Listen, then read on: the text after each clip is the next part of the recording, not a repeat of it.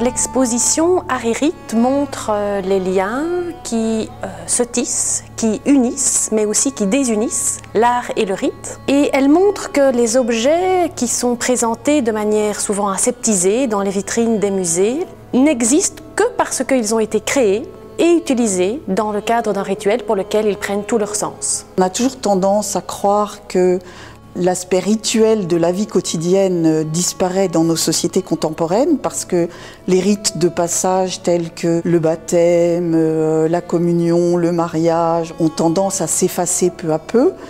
Mais en fait, ces rites sont remplacés par d'autres types de rites. Premièrement, il faut un espace-temps rituel, c'est-à-dire l'ouverture et la fermeture d'un espace-temps qui permettent de pratiquer ce rite, quel qu'il soit. Il faut bien sûr un ritualisant, c'est-à-dire la personne qui va faire le rite, et puis toute une série d'objets qui vont permettre de faire ce rite.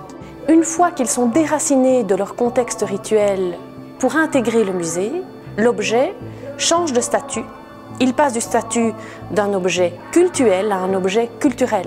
Et ce passage au musée induit une transformation de l'objet, il devient une œuvre d'art.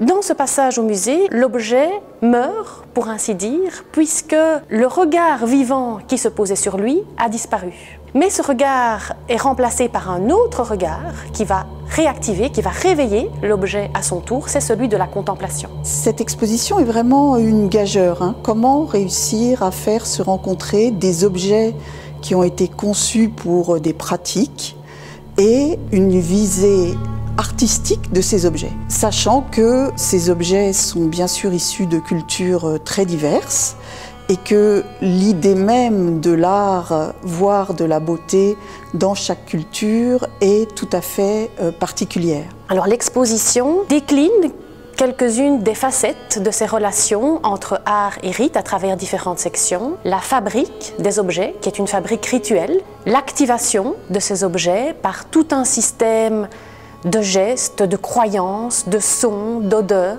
Autant d'actions qui donnent du pouvoir aux objets, mais aussi les jeux d'échelle, c'est-à-dire la taille gigantesque ou minuscule des objets qui induit un rapport différent à l'objet, mais encore la beauté.